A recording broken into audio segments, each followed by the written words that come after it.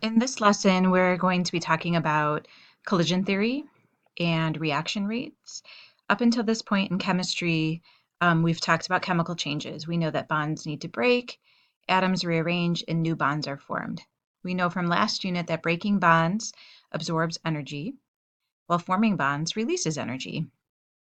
And when a reaction releases more energy than it's absorbed, we call it exothermic, and when more energy is absorbed than released, it's endothermic. Well, how does a reaction get started in the first place? Well, we know that reactant molecules, like all things in nature, right, are spinning and moving. So reactant molecules have kinetic energy. They must collide with one another according to collision theory. And collision theory says there's two parts to collision. So not all particles will react when they collide. So some reacting particles will often collide without reacting. In order for collisions to be effective, the particles must collide with what we call sufficient energy and with proper orientation. Both these two requirements need to be met for a successful collision, and that successful collision means leading to breaking bonds and forming bonds in the products.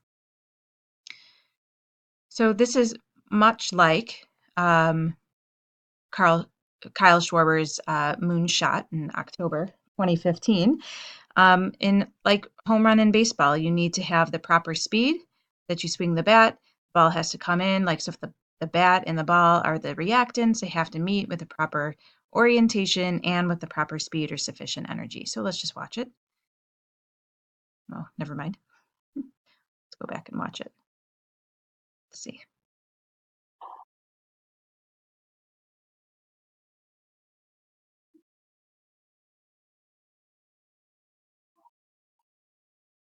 So just like he did it, so does a reaction have to do it. And so this is what proper orientation looks like. So some collisions are unreactive because of wrong orientation. So this might be the proper orientation between this NO2 molecule and this carbon monoxide molecule have to collide with this O and this C in order to get the products. If they collide in any different orientation, they just bounce off one another and no reaction occurs. The other part of the whole thing of collision theory, besides proper orientation, is sufficient energy. Reacting particles must collide with a sufficient force or energy. This minimum amount of energy required for particles to collide successfully is called activation energy. So that's that little bit of energy, whatever, it's the minimum amount of energy required that they need to collide in order for a successful reaction to occur. So we need both sufficient energy and proper orientation. The rate of the reaction, of any reaction, depends on the frequency of these collisions between reactant molecules. Rate, by the way, describes a change over time. You probably remember that from physics, right? Speed is a rate. It's change in distance over time. Acceleration is a rate. It's change in velocity over time. And in chemistry, reaction rate is the change in concentration of a reactant over time. We use brackets to indicate concentration. I think I taught you that back in Unit 7. And you'll see that as we go along in this unit. A reaction starts quick and ends slow. It starts quickly and ends slow, so we generally measure reaction rate over a longer period of time. We're not going to do much with reaction rates in terms of quantitative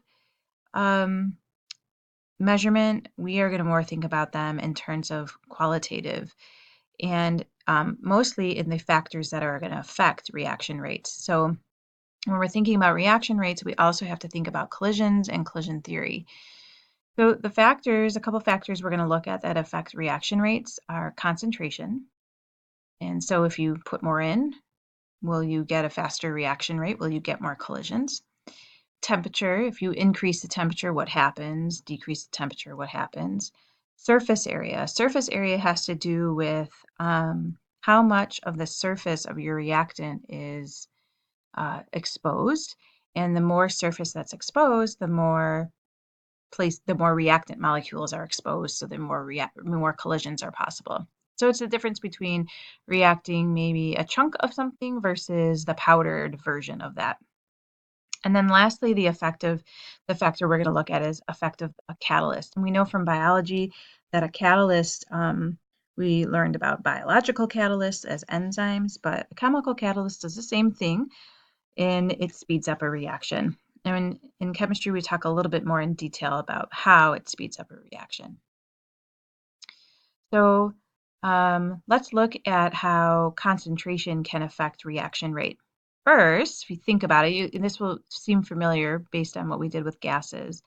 If you think about concentration, if we increase the concentration, and if we're thinking about in a reaction with mostly gases, we can think about concentration as pressure too.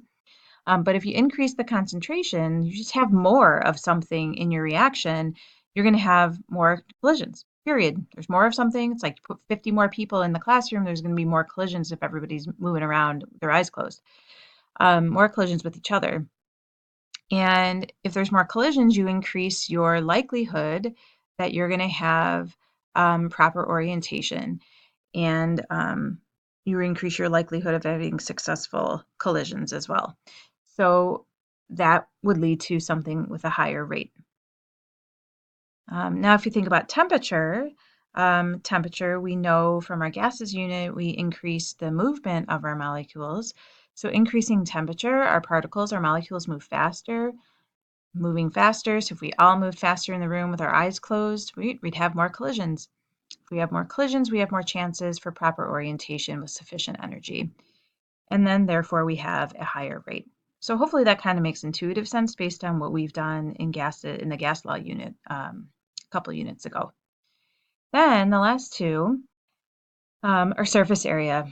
And surface area, like I was explaining before, if we have an increase in our surface area, so if we expose more surfaces, so let's take a chunk of something like a rock of something, and then we pound it into little pieces, more of the molecules are exposed because more of the surface area is exposed. And if we have more molecules exposed, we have more collisions. And if we have more collisions, we have more chances for successful collisions and therefore a higher rate.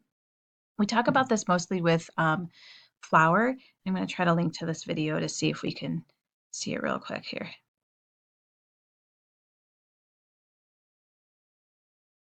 Let's see, turn off. So this is showing, let's see, he's got a funnel of flour, and she's going to blow it into the flame, or increasing the surface area because we have all these little bits of dust, flour dust. And when she does that, it makes the fire grow.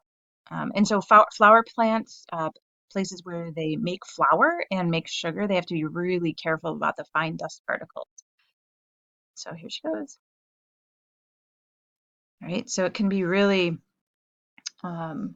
scary in factories that make flour and factories that make sugar.